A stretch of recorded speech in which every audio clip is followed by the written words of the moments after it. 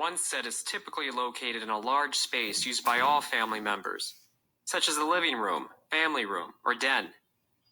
The set used by the collective is a compelling example of an object that is not merely a tangible product of otherwise invisible cultural forces, but rather an agentive participant in the daily production of social lives. Okay, so before the guys say anything, this is a tough text that you have just read.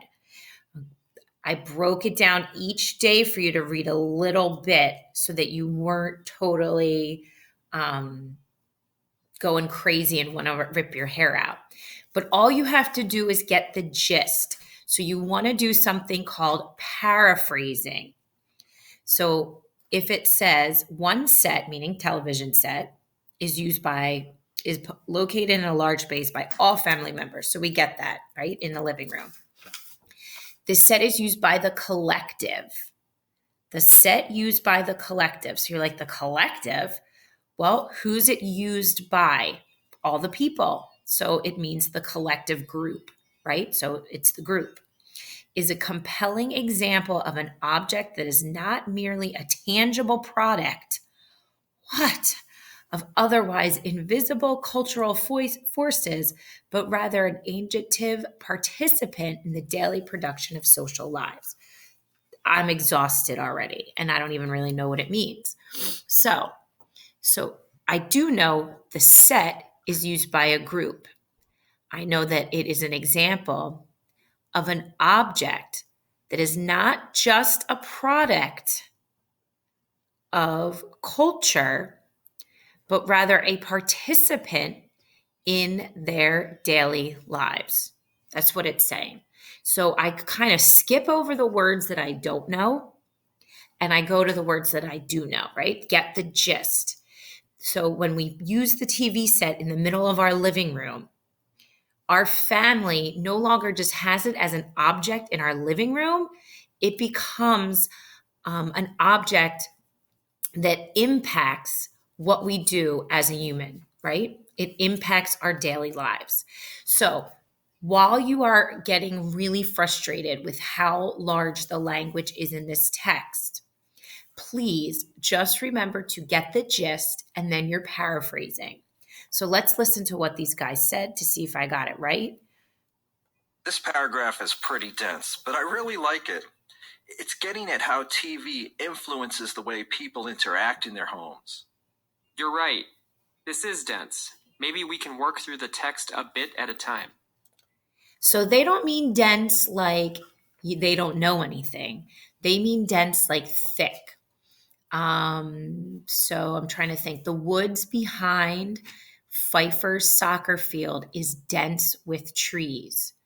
So all of the woods, or on the woods next to the teacher's parking lot, is dense with trees. Trying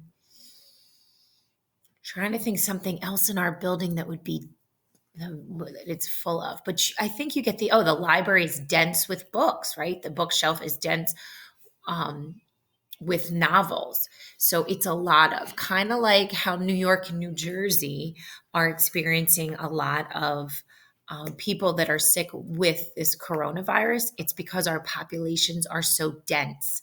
We have a lot of people living in a small area, right? So our population getting sick is higher because those people are kind of like jammed into a smaller space. All right. Does that make any sense? I hope so. Well, the first sentence is straightforward enough. There's typically one TV set in a living room type area. Leading into this, the authors noted that the people in their research study had at least one TV in a community area. The second sentence starts with the set used by the collective. I think by collective, they mean the family, or whichever group of people is using this space. They go on that the set is a compelling example of an object that is not merely a tangible product of otherwise invisible cultural forces. Oh, this probably has a simple meaning, but what is it? Well, they are using a living room TV as an example of something tangible, so an object that you can see and understand. and it's also a product of invisible social forces. Invisible forces must be the effects of TV that you can't really put your hands on, right? Like the influence of advertising or violence on TV. Right, and they're saying that the TV is not only an example of that, it's also an agentive participant in the daily production of social lives. I've never heard the word agentive.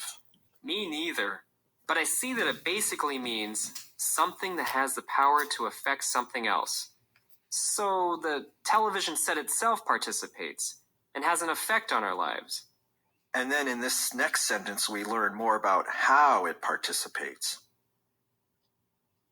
The introduction of a new TV to a living room, for example, shapes the decisions underlying where we locate our furniture, where we direct our gaze, and how we orient our bodies.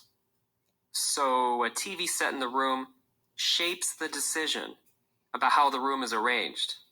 In most living rooms or family rooms, the chairs are facing the TV.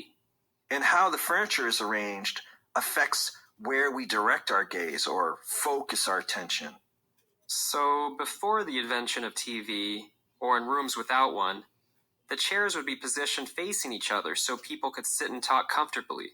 It sounds like as a culture, we've been so influenced by television that most people now organize their homes around watching it.